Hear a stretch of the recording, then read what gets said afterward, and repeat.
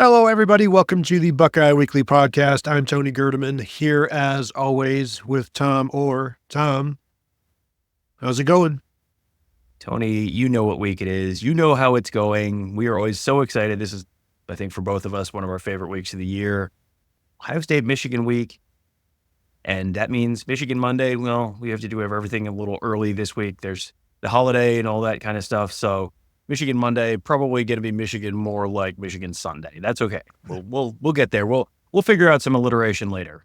Yeah, well, and also with Michigan playing Northwestern, we've done a Michigan Monday every week for, I don't know, the past 40 years. And now it's like, this feels like the most unnecessary, important Michigan Monday ever because they beat Northwestern 50-6, a bad Northwestern team. They did it in a way that was, I don't know, it was like watching a homeless person suffocate a cat. I don't know. It was not appealing in any way. And the way they did it was through a lot of short fields, which credit the defense and credit Northwestern's bad offense. And they threw the ball a lot more than I expected or that we've seen. And I wonder how much of that is just to get Davis Warren going for this coming week against Ohio State. But let's start with the Michigan offense, because it was very much like the offense we've seen, other than they finally started hitting some big runs again, which have kind of gone away. But I want to start with Davis Warren because there's not a lot to learn. So it's like, well, when I get bored, I'll just chart the throws downfield. It's something I like to do. And it's about the only thing to read into anything. And so, Tom, he was in this game 26 of 35 for 195 yards, a touchdown, an interception, and one sack. He, charting how far he threw the ball downfield, it was 3.7 yards downfield per pass and only 2.3 yards downfield per completion. He was 0 for 4 on passes of 10 yards or more downfield. This isn't just dink and dunk. This is JV dink and dunk with what they're doing and a lot of the screens and the receivers and the short passes at the line of scrimmage to their tight ends.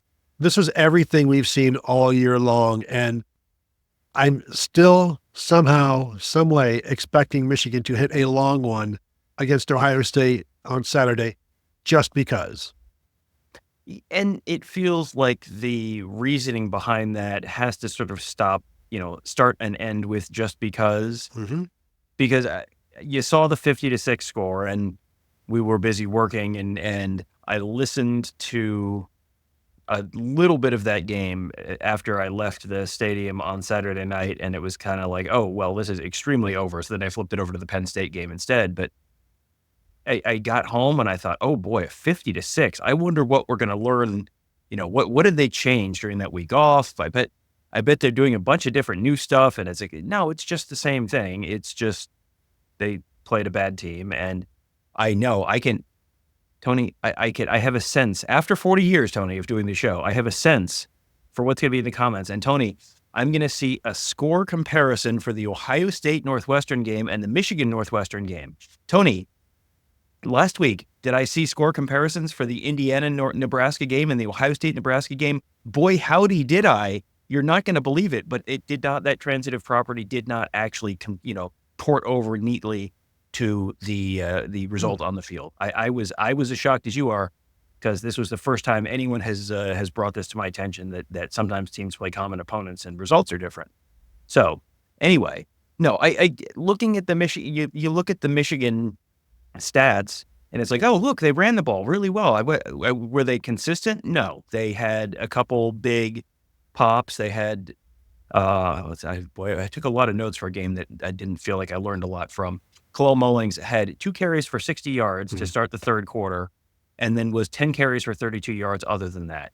Donovan Edwards had 2 carries for 44 yards in the fourth quarter and was 8 carries for 21 yards other than that. So he's like 3 yards per carry basically for the vast majority of their carries and a couple big ones. And this is not news, Tony. If you can keep Michigan from hitting long runs, you're going to control the Michigan offense because they do not have the offensive line and or running backs to be able to just kind of consistently rip off 6 to 8 yard chunks. That just doesn't happen. So you see the flashy numbers and it was like, oh boy, well, what did they do differently? And the answer was nothing other than Northwestern had a couple bad plays on defense. Yeah, they did nothing differently. Like Alex Orji didn't even play, didn't get involved in the running game or the passing game. Well, hang on. I have an important question for you, Tony. Mm-hmm. The fact that Alex Orji did not appear in that game, does that make it more or less likely that Alex Orji plays this weekend in Columbus? I think it's more likely. I don't think he's been pushed aside. I said it 2 or 3 weeks ago. I'm guaranteeing that he throws the ball against Ohio State because he's been put on the shelf in that regard and only throwing maybe like a little play action rollout at the goal line, a 1 yard downfield type of thing.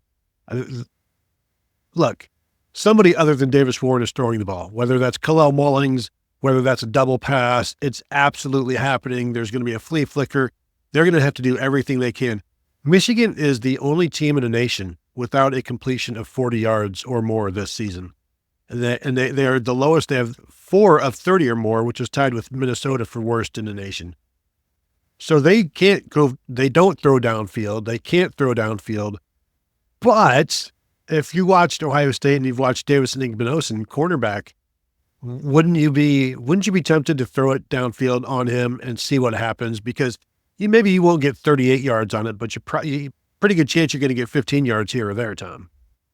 I had the same thought, and I rewatched the Michigan Northwestern game immediately before the Ohio State-Indiana game. And so I think my thoughts from the two games are kind of jumbled, and we'll probably end up doing a lot of Michigan talk on the Ohio State-Indiana rewatch that we'll do tomorrow. But yeah, I had the same exact thought watching Davis Igbinosun.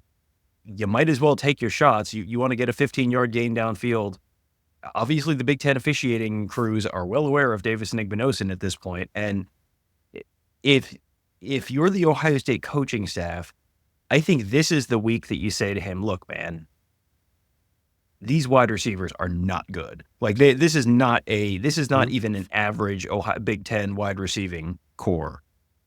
This should be a week when you shouldn't have to grab anyone. Like you should be able to get through this game without getting called for pass interference.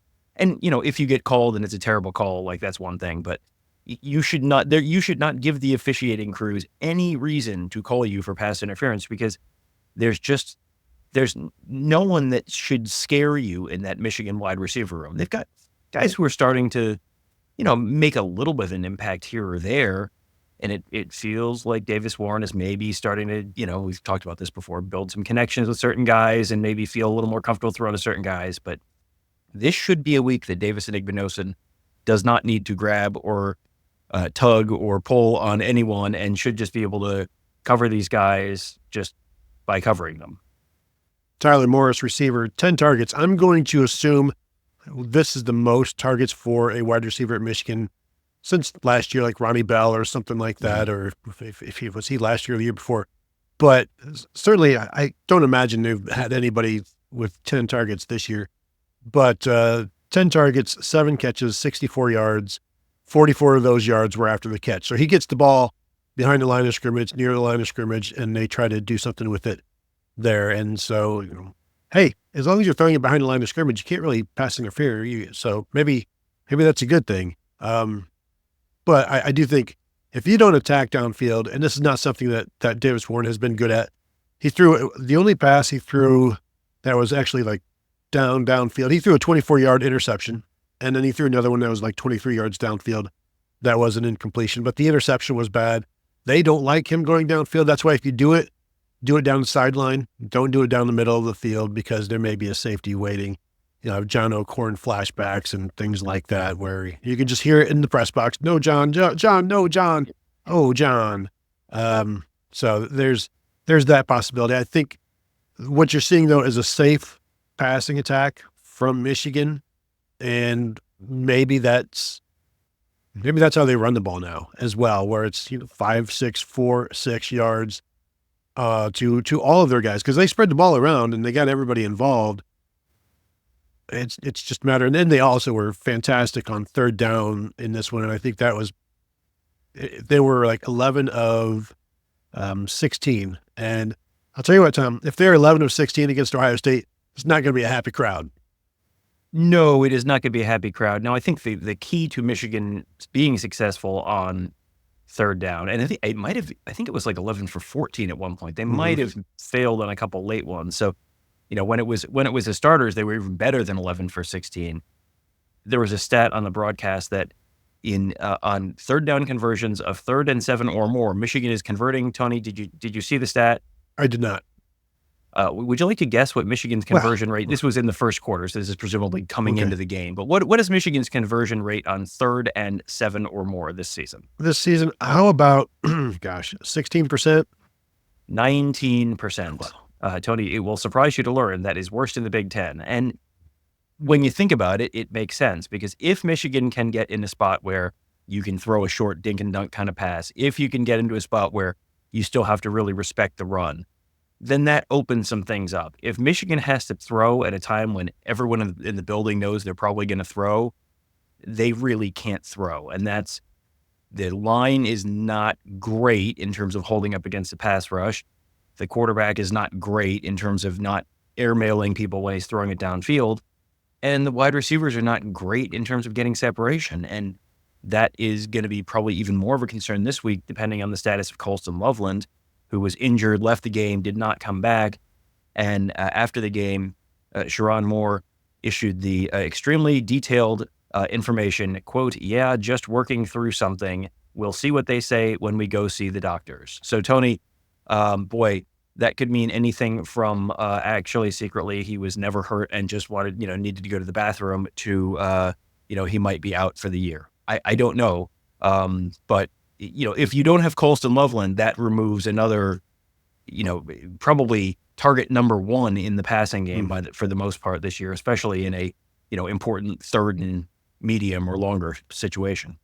Yeah, and tight end Marlon Klein is really, really good as well, but they use Colston Loveland as a receiver. They use him all over the place. He's not just a tight end. They try to put him outside, out wide, and get some stuff to him. And, I could see Ohio State's corners matching up with him as well when he's out there, because you don't want to put a linebacker on him. No offense to Sonny Styles, but this is maybe not for him. This is more of a safety cornerback situation, certainly when he's spread out there.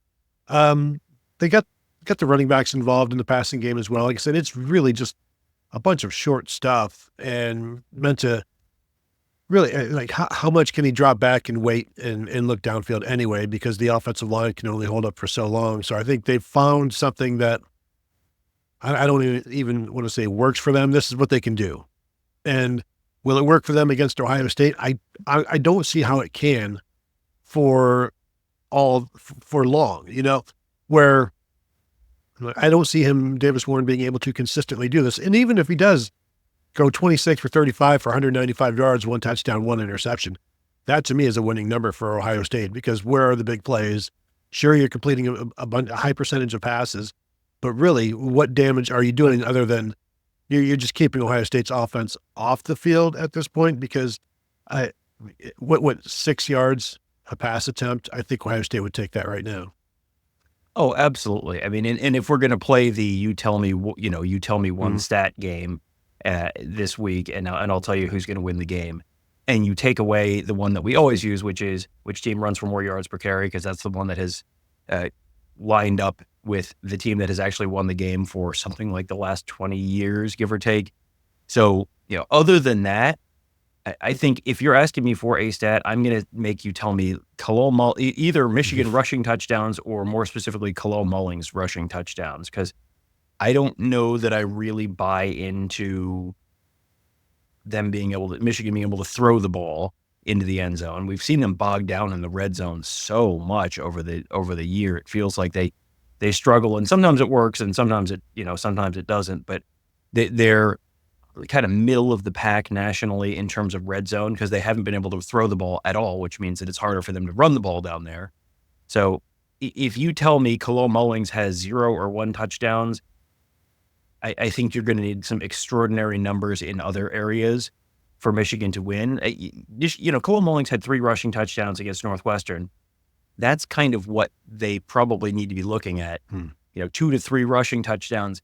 Then you get in the spot where, okay, then you're in the teens or the 20s, and then maybe you get another touchdown somewhere else, and maybe you get a turnover or something like that. You can sort of cobble together a way that Michigan wins this game if you can give me the baseline of you've got a couple touchdowns on the ground, but without that, I think it's going to be a difficult path. Not impossible. We have seen crazier things happen in this series over the years, but it's going to be a difficult path.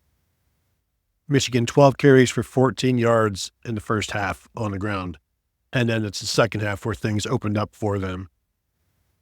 Defensively for the Wolverines, as you would expect, pretty stifling performance.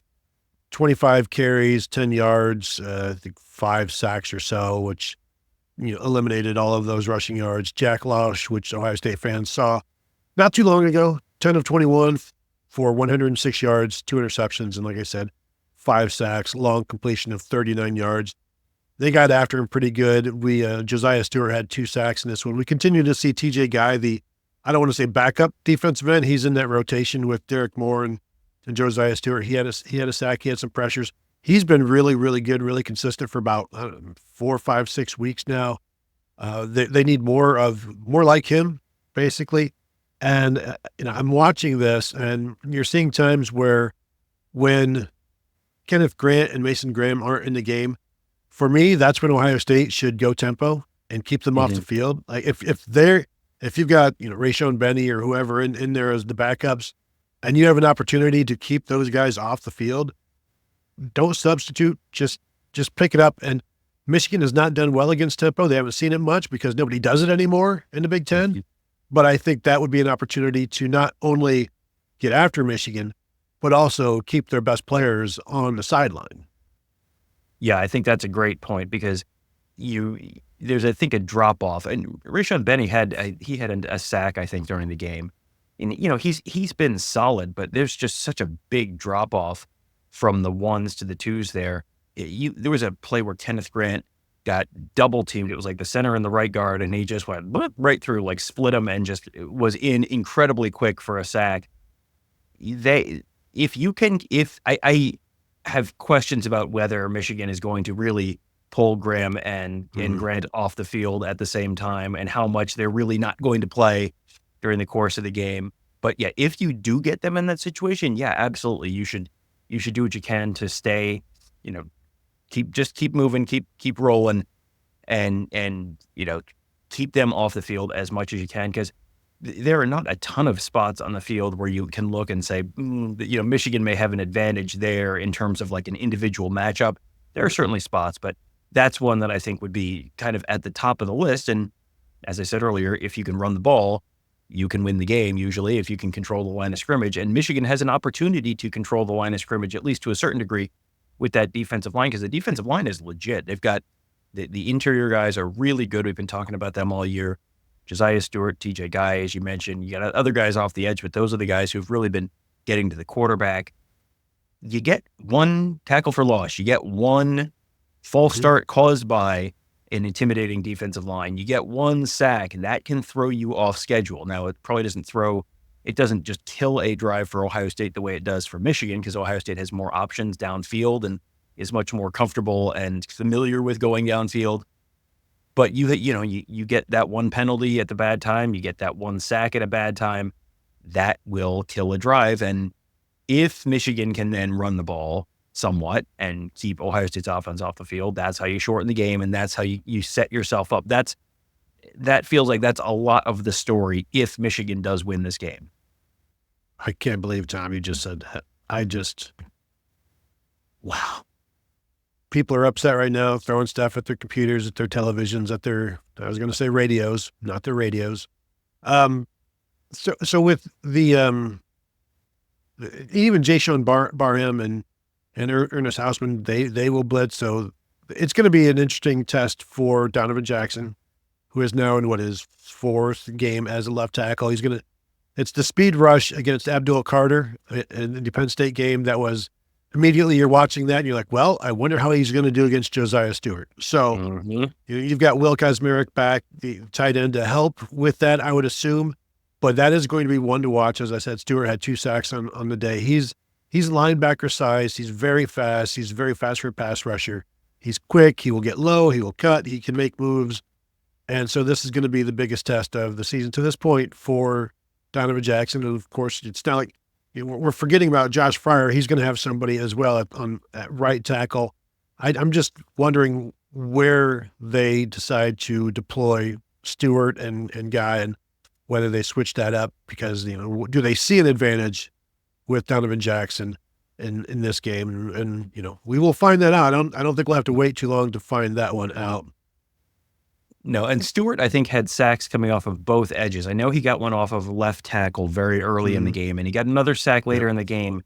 That was, I think, off the right edge. That was one where Northwestern was 3rd and 3, and Northwestern went empty set. The quarterback's in shotgun and empty set, and it was like, well, that was stupid. Now they know. Mm-hmm. Now they know either you're throwing the ball or your quarterback is running it. There's not that much else you could do, so that helps them. Helps Michigan kind of tee off, and it helped Michigan tee off there. But yeah, they will move their guys around, and so just because you see something, in the first quarter of, hey, they start against Josh Fryer and they don't have success over there, well, then you try the other side of the line. You're not stuck with just your initial game plan. You can they will move guys around and just try and find advantageous matchups where they can. Yeah, definitely. In the second quarter, they attacked downfield. Northwestern did with Bryce Kurtz, and he caught like a 37-yarder, and made you think that maybe Ohio State would do the same thing. They're going to have to attack downfield. They didn't do it much this past week against Indiana.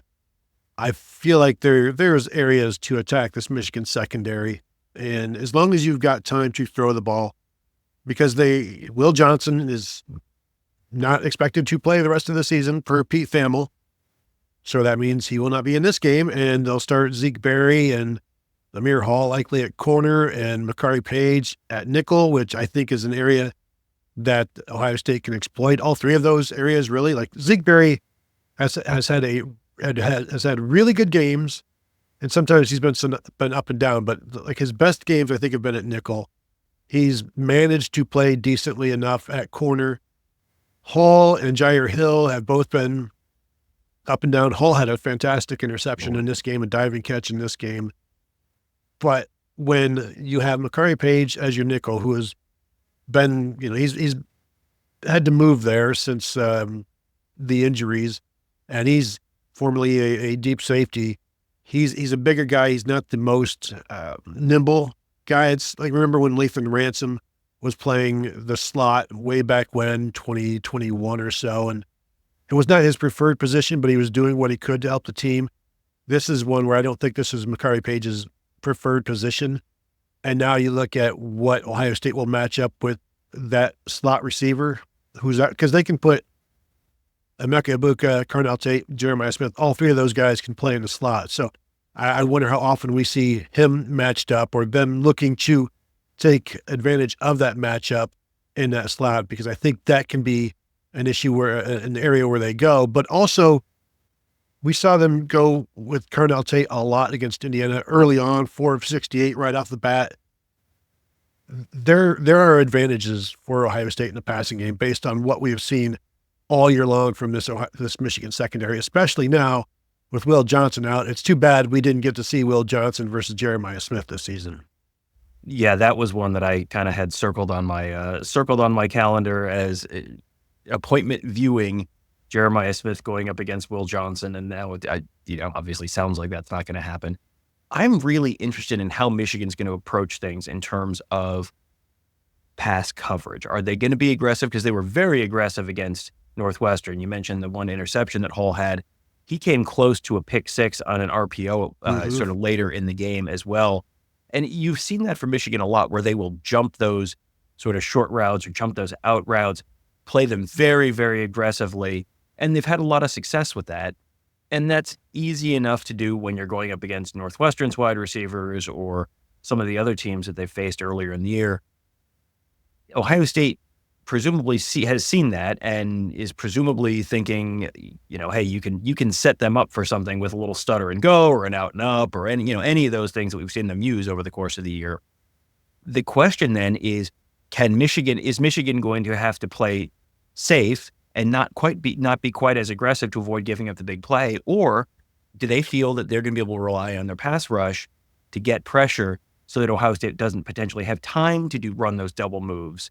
That feels like that might be the most effective way that Michigan can control that, because it feels like that's sort of watching Michigan and how they've played those things all year.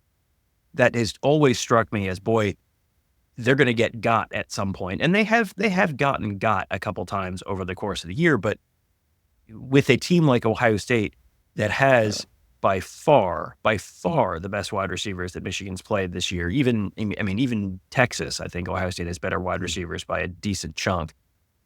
It just feels like Michigan is going to have to really rely on the pass rush to get home.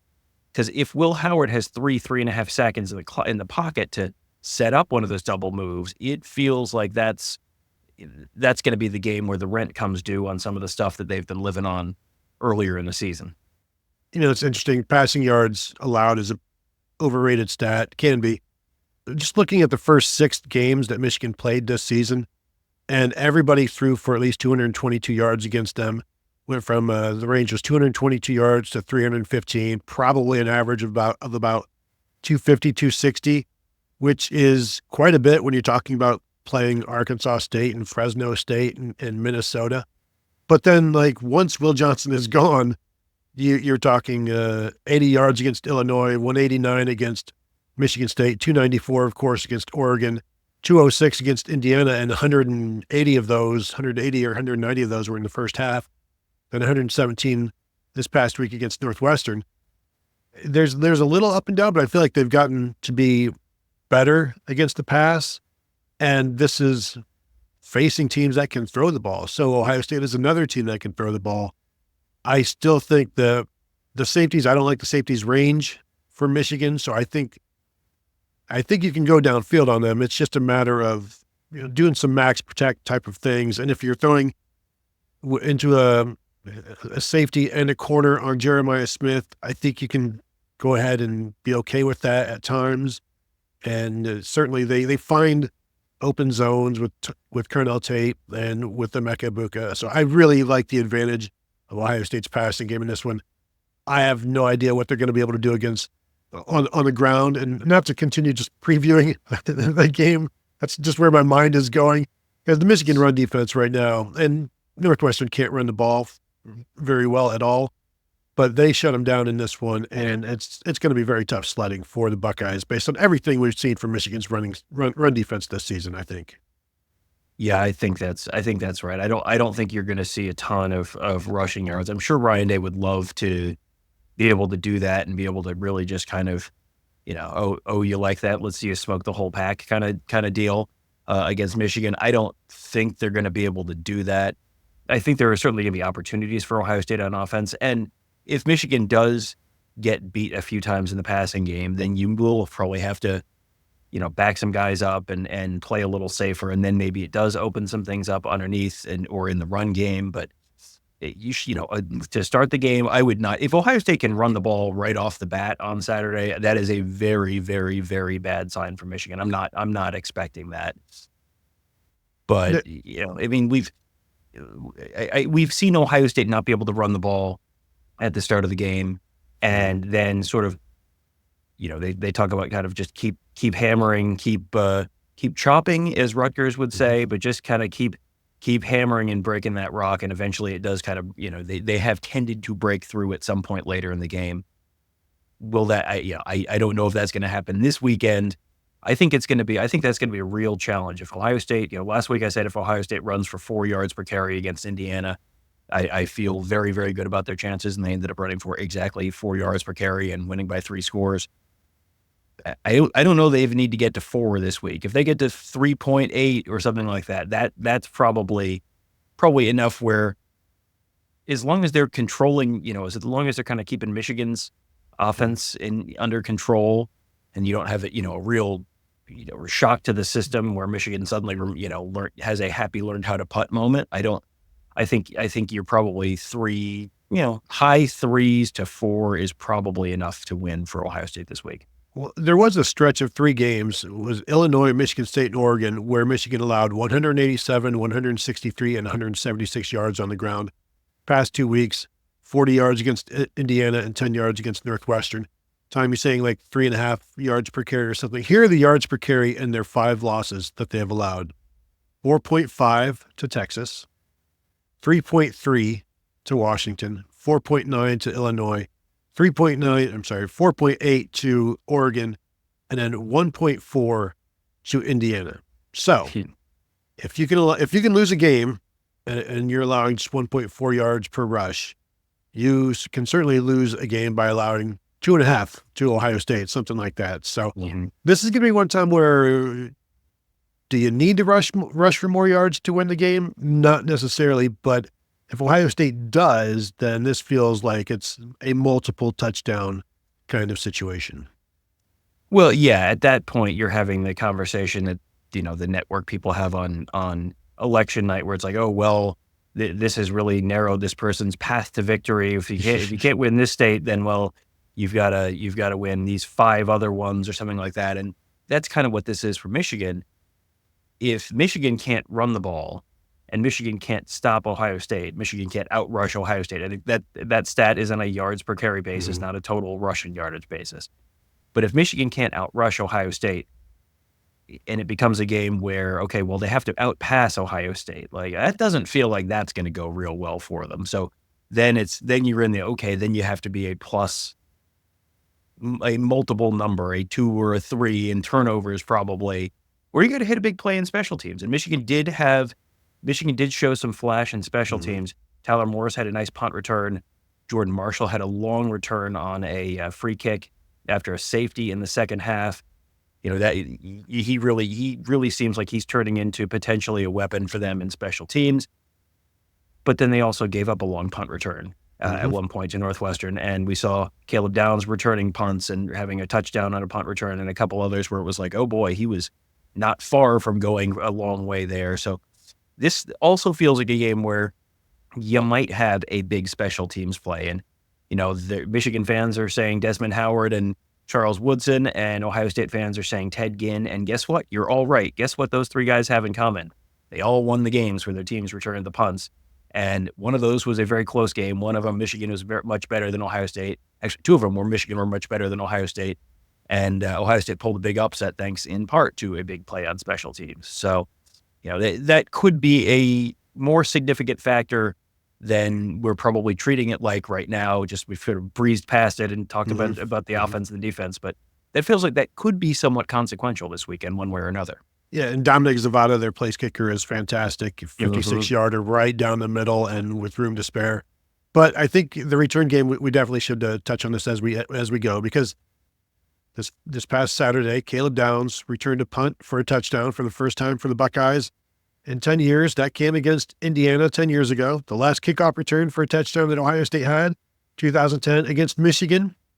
Maybe, here we go, back-to-back weeks. They have ended the long drought of special teams touchdowns. I'm not going to bet on that, though. And frankly, you should not either, unless you've got some money that you want to burn. But that will do it. If you want to go ahead and hit the thumbs up before you go, if you're watching on YouTube, we would appreciate that. Hit the bell to be notified, because we're going to be dropping all kinds of stuff this week, doing live shows and whatnot. So just hit the bell, be notified, be safe. And, and then like Tom said, we're going to front load some stuff so that you guys have some things to listen to while you're out and about and with your schedule this week. So, and then you can, of course, find us at BuckeyeHuddle.com. Join up, just $4.99 for your first month. It's going to be a good one. So tune in there as well. So thank you all for tuning in, and we'll talk to you guys later.